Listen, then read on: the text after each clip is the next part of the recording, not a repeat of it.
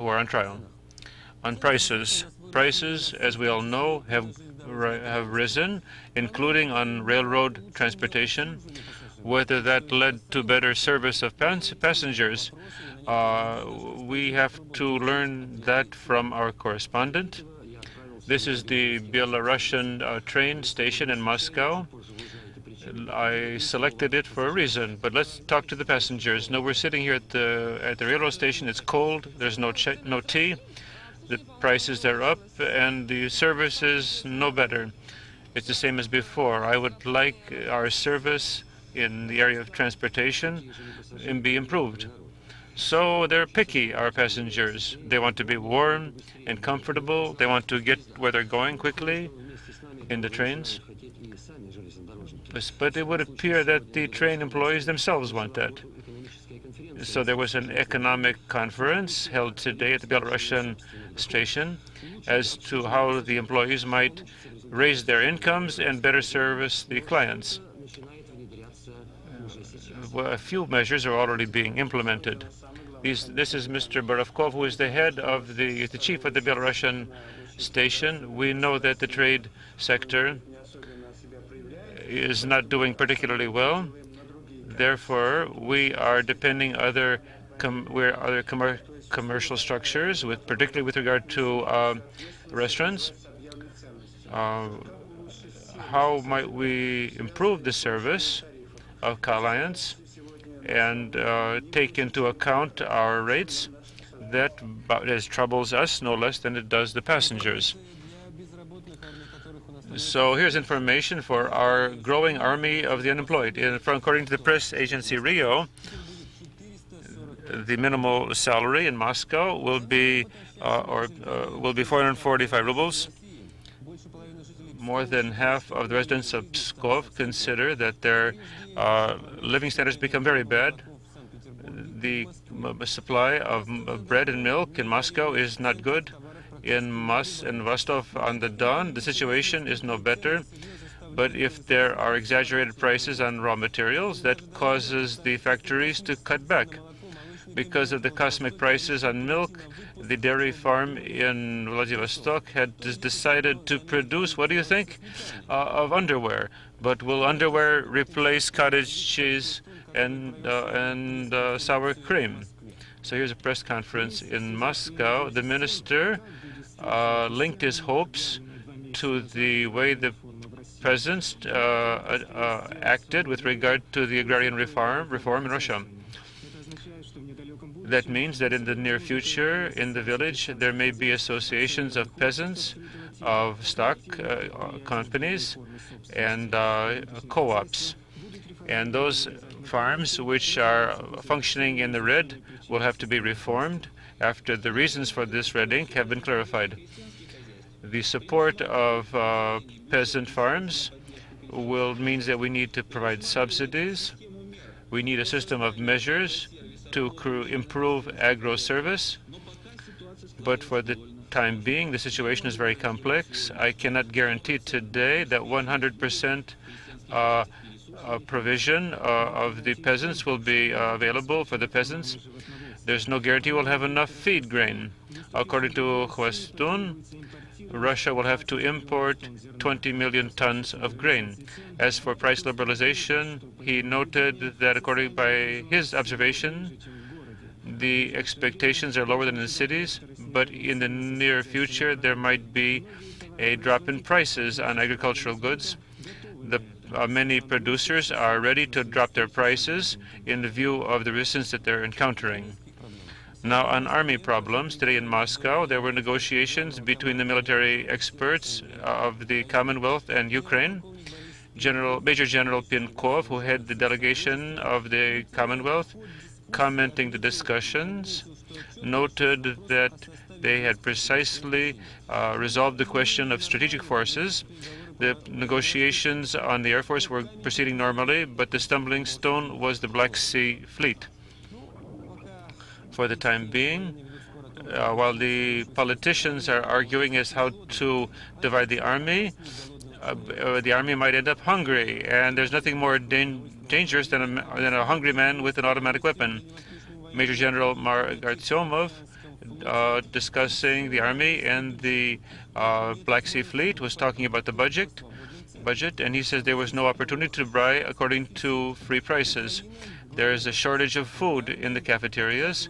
The army is not getting sugar from Ukraine, although at the central army bases there is sugar. Now it's been a year that the local authorities and soldiers of the Caucasian region have not been getting any foodstuffs. Marshal Shapashnikov and President Nazarbayev of Kazakhstan met today in Almaty. This is Mr. Shapashnikov, the head of Marshal of the Armed Forces of the Commonwealth. He says we have constructive negotiations, more constructive than with the Ukraine. We have agreed that the armed forces have to be united within the Commonwealth. We needed a central command, to some degree divided between the military command and the civilian leadership, and that would include the president of Kazakhstan. This is President Nazarbayev of Kazakhstan. We have agreed that those republics which force their soldiers to take the oath, who are citizens of our republic, that these soldiers may return home as citizens of this republic. We have to do everything so that during this complex period, army personnel might have a safety net and that our troops might be confident in fulfilling their military obligations. Now, a view from Kiev on the military problem. After the cutback and the withdrawal of troops, there should be no more than 200,000. But now in Ukraine, there are more than 500,000 under arms. 46,000 soldiers have already sworn the oath to Ukraine. The oath of those who are serving in the strategic forces is now swearing in is being delayed. There is a task now at hand to clarify what to do with these strategic forces. Here will be included those ships which do not have nuclear weaponry on board, but fulfill strategic tasks in the oceans and in the Mediterranean. Such ships will not become part of the Ukrainian fleet, all the more in that the Ukrainian fleet has no cause to find itself in the Mediterranean. But Ukraine needs its own fleet, and it needs to be able to protect its shores. The sale of military goods is not something the Ukraine intends to do, but it will be modernizing. A number of unfinished ships which are at the wharfs today, these ships will be cut up for scrap. As of the 1st of January, Ukraine will finance the armed forces located on its territory, including the Black Sea Fleet. So what can be produced instead of tanks? The Kharkov factory, named the Malyshev factory, is now changing over. Its production is very peaceful and is very needed to our economy and consumers. So these four-wheeled vehicles, which can go up to 60 kilometers an hour, will be widely used by the farmers.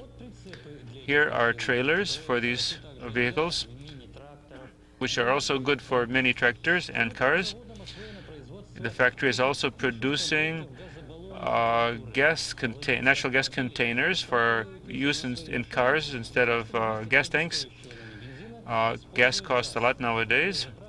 Gas is cheaper. Natural gas is cheaper, and there's enough gas in one of these tanks to travel 600 kilometers. That also includes small diesel motors, portable generators. Here we have auto cranes on Caterpillar tracks. And so we're delivering these goods to all members of the Commonwealth. Today in Moscow, there began the first working day of Mikhail Sergeyevich Gorbachev. He began in a new capacity. Today, he is the president of the Social Political Fund for Research, which is located in the building of the House of Social Sciences on Leningrad Prospect, which is recently eliminated, the institution itself. Together with Gorbachev are the same loyal assistants he had before and his former surroundings, includes his former bodyguards. Good morning. Today, Gorbachev is once more a president of the fund which bears his name. According to our information, it will be involved in social, economic, and political forecasting. The fusion here of Shatalin, Shevardnadze, and others, it means that they are not attending to oppose the government. The priorities of Yeltsin and Gorbachev are not in conflict here.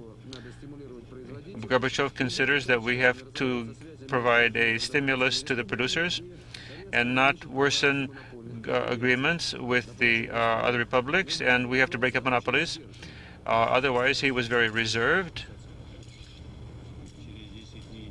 In 10 days, I think it's perhaps premature to make any conclusions. Today, Gorbachev met with the former